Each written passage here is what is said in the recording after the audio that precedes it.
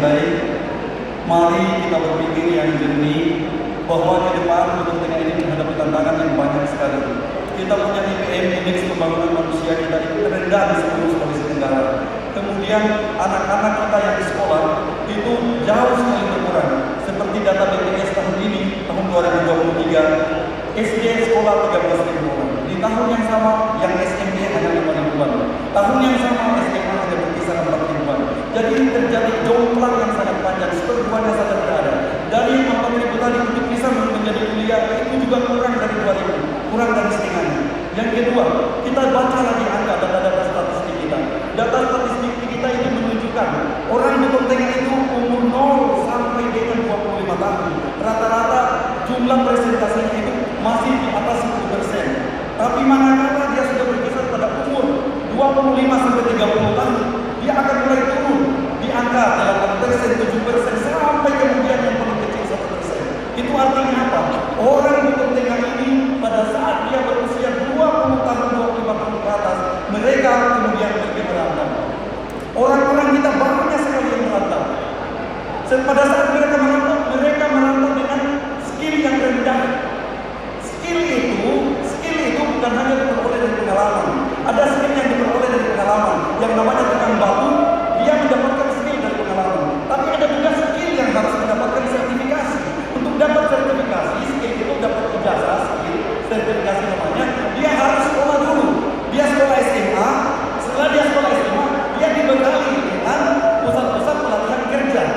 Nah, pada saat mereka punya sertifikat skill, dia keluar dari daerah kita, mereka punya daya saing untuk bekerja itu bagus.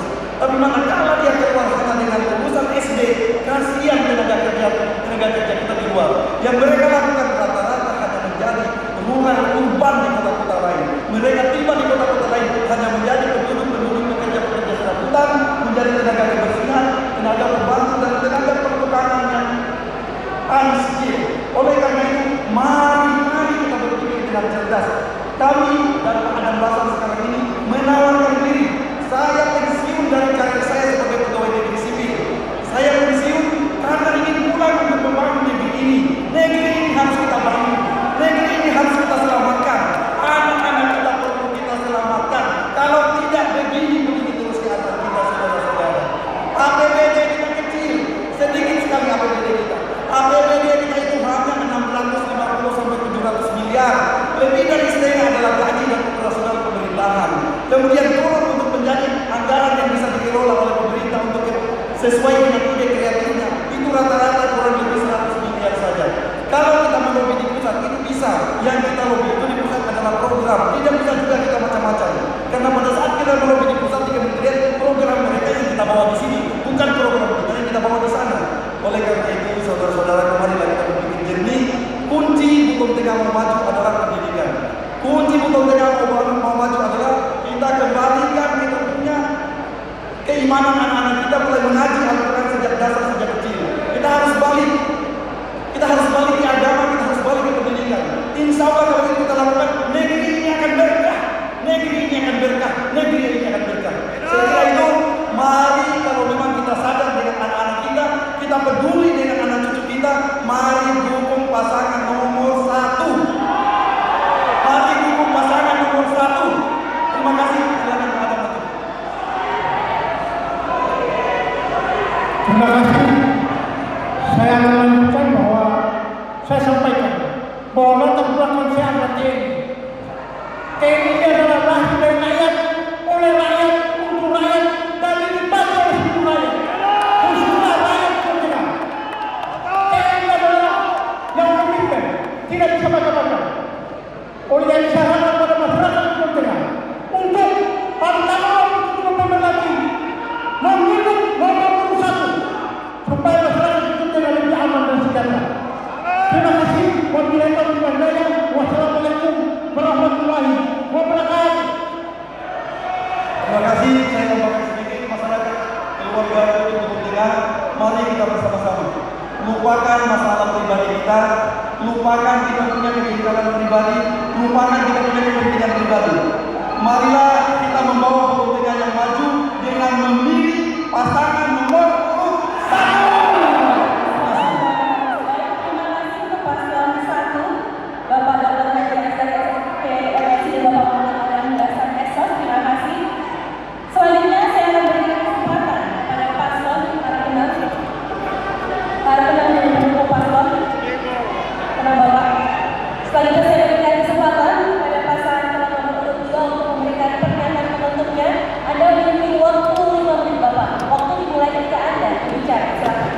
Bismillahirrahmanirrahim. Assalamualaikum warahmatullahi wabarakatuh. Bapak Ibu hadirin seluruh masyarakat Petontengan yang kami banggakan. Kami sudah keliling di seluruh wilayah desa dan kelurahan Petontengan, mulai dari Kecamatan Sanyawa Hulu sampai Talaga Raya. Mata, telinga, dan hati kami telah melihat, mendengar, dan merasakan langsung apa yang menjadi harapan dan keinginan masyarakat Petontengan. Insya Allah telah kami catat dalam setiap kunjungan 77 desa kelurahan. Hal tersebut menjadi buku panduan kami dalam mengemban amanah sebagai bupati dan wakil bupati Petontengan 2024-2029. Jangan lakukan komitmen kami. Pasangan adil akan menjawab dan mewujudkan harapan dan keinginan masyarakat Petontengan. Bapak Ibu hadirin yang kami hormati, kami hadir untuk solusi kemajuan daerah dan kesejahteraan masyarakat. Pemimpin sebagai pelindung dan penyayang masyarakat yang selalu hadir dalam suka maupun duka, bukan untuk mencari kesalahan, apalagi harus merendahkan sesama.